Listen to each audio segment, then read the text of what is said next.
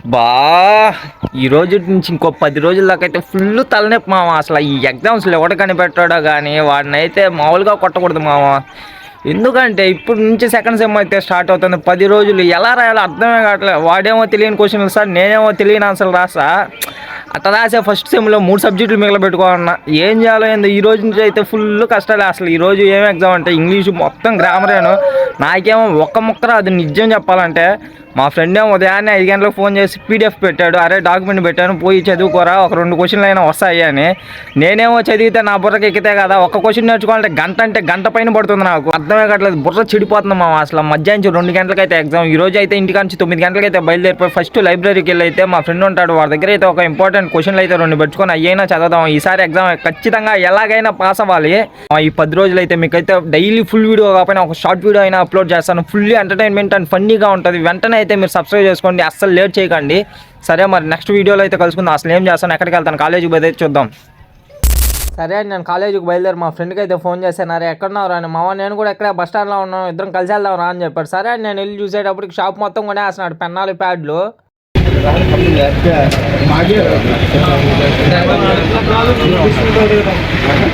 మా వాడబ్బా చదివేవాడు కూడా రాయడేమో, ఇన్ని పెన్నాలు, ఇన్ని స్కేలు, ఇన్ని పెన్సిల్. మా వాడు ఏమంటే 6 పెన్నాలు, 2 బ్లింక్లు, 4 బ్లాక్ ఇంకులు తీసుకున్నాడు. దేనికో ఏం చేద్దామో ఏమో. వాడు మొత్తం 120 రూపాయలకి పెన్నాలకే అయింది.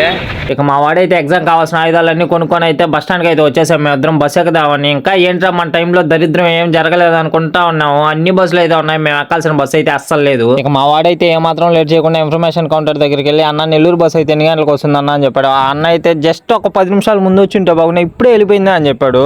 ఆ ఒక్క మాట అయితే మా వాడైతే ఎవరికి తెలియకుండా ఆడదాం అనుకున్నాడు, కానీ నేను చూసేసాను అది. ఇక ఒక రౌండ్ సేపు కూర్చొని మా వాడిని ఓదార్చుదాం అనుకునే లోపే బస్సు అయితే వచ్చేసింది. మా వాడిని ఓదార్చుదామా బస్సు ఎక్కదామా తెలియక ఫస్ట్ అయితే బస్సు ఎక్కేసాను. ఎందుకంటే మా ఫ్రెండ్ అయితే మళ్ళీ కాలేజీలో అయినా ఓదార్చవచ్చు, కానీ బస్సు మిస్ అయితే మళ్ళీ ఒక గంట సేపు అయితే ఎక్కడే కూర్చోవాలి. అందుకని అయితే బస్సు ఎక్కాము. కానీ బస్సులో అయితే చాలా అంటే చాలా ఖాళీగా ఉన్నాయి సీట్లు. అయితే పెద్దగా జనాభానే లేరు అసలు, మా కోసమే ఖాళీగా ఉన్నట్టున్నాయేమో ఇవి. సమస్య మొత్తానికైతే కాలేజ్ దగ్గరకు అయితే వచ్చేసాము. పెద్ద తలనొప్పి అంటే ఇక్కడి నుంచి ఆడదాకా నడుచుకోపోయేదే పెద్ద రిస్క్. ఇంచుమించు 1.5 కిలోమీటర్ ఉంటుంది మామ. ఏడ ఒక్క అమ్మాయి ఒక్క అబ్బాయి రావట్లేదు. ఎందుకంటే వాళ్ళైనా వస్తే వాళ్ళ సాయన చూసుకుంటా నడుచుకుంటా పోదామంటే రోడ్లు అయితే ప్రశాంతంగా ఖాళీగా ఉన్నాయి. నడుచుకోబోనరా అన్నట్టు యాడ నడుచుకోపోతాం. ఎండ చూస్తే 140 డిగ్రీల కంటే 50 డిగ్రీలకే చచ్చిపడి కింద పడిపోతున్నాము. వీడేమో జమ్మంతా రెడీ చేసాడు మా వాడు. చూడ ఎట్లా రిచ్గా ఉన్నాడు మా వాడు అయితే. చూస్తే సూర్యుడు మా థమ్సప్లో స్టాయ్ వేసుకొని తాగేస్తున్నట్టుంది. ఎందుకంటే చెమట్లు ఆ వాటన వస్తున్నాయి. అందుకే ఈరోజు అయితే స్క్యూలెస్ హాఫ్ షర్ట్ అయితే వేసుకొచ్చా. పోయినసారి వచ్చిన ఎగ్జామ్కి అయితే ఎందుకులే నా బాధ. 4:30కి ఎగ్జామ్ అయిపోతే 5:30 కల్లా నేను రోడ్లోకి వస్తే 6 గంటలకు బస్సు వచ్చింది. ఎండ వచ్చేటప్పటికి మొత్తం చెమట్లే ఒంటి మీద. అందుకే ఈరోజు అయితే హాఫ్ షర్ట్ వేసుకోవచ్చు. ఫస్ట్ మనం లోపలికి పోయి తర్వాత ఏం చేయాలో ఆలోచిద్దాం.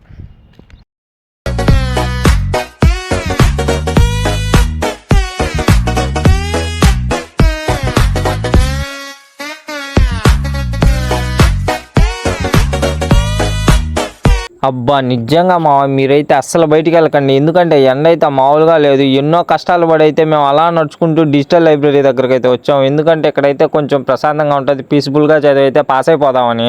ఇదేం దరిద్రమో కానీ మామ, నిజంగా మేము ఎక్కడికి వెళ్తే అక్కడైతే ఒక్కరంటే ఒక్కరు ఉండట్లేదు. లైబ్రరీలో కూడా అసలు ఎవ్వరూ లేరు, ఖాళీగా ఉంది. అసలు ఈ చూసాకైతే ఒకవేళ మేము కానీ ఎగ్జామ్ హాల్కి వెళ్తే మమ్మల్ని చూసి అయితే జనాభా వస్తారా రారా అని డౌట్ వేస్తుంది మాకే. అయితే వరకు మామ చాలా పీస్ఫుల్గా ఉంది మామ, ఒక సౌండ్ పొల్యూషన్ లేకుండా. ఇక రాగానే మా ఫ్రెండ్ అయితే తన మొబైల్తో వాట్సాప్ని అయితే లాగిన్ చేసుకొని దానిలో డాక్యుమెంట్స్ పెట్టుకొని సిస్టంలో అయితే చదువుతున్నాడు మామ. సేమ్ నేను అదే చేశాను. నాకైతే ఒక అరగంట చూసిన దానికి కళ్ళు నొప్పులు వచ్చేసి నిద్ర వచ్చేస్తుంది మామ ఒక పక్క అయితే.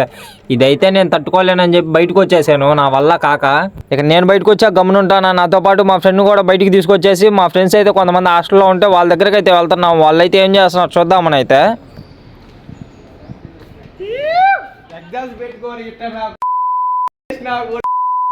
ఇదిగా బొద్దుగా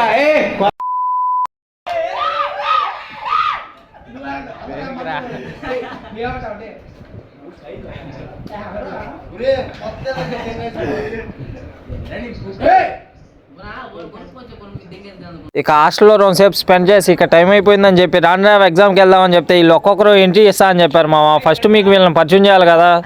ఎవరా ఫ్రెండ్స్? సాంపిగాడు సైకిల్ కి ప్యాచ్లు వేస్తాడు, అయితేనే ఫేమస్. సూరిగాడు చెరుకు రసం అమ్ముతాడు, తీయగా ఉంటది. జిలానీగాడు దూదే ఎక్కుతాడు, మెత్తగా ఉంటది. బుజ్జిగాడు బ్లాక్ టికెట్లు అమ్ముతాడు, వెరీ రీజనబుల్. ఒకప్పుడు మేమంతా ఈ కాలేజీలో రత్తాలు చిందించాం ఫెయిల్ అవ్వడానికా. ఇదిగో ఎలా గోళాలు వద్దు. వీళ్ళల్లో ఒకరు కూడా వాళ్ళ హాల్ టికెట్ నెంబర్ ఎత్తుకోలేకున్నారు మామ. వీళ్ళైతే ఏం పాస్ అవుతారో నాకైతే డౌటే అసలు. వాయిస్ అవుట్ చేస్తారు.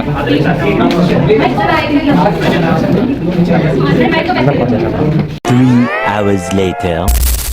మొత్తానికైతే సెకండ్ సెమ్లో ఫస్ట్ ఎగ్జామ్ రాసి అయితే ఇప్పుడే గ్రౌండ్లోకి అయితే వచ్చాము. మా వాళ్ళని అయితే అడిగి తెలుసుకుందాం అసలు ఎగ్జామ్ ఎలా రాశారో.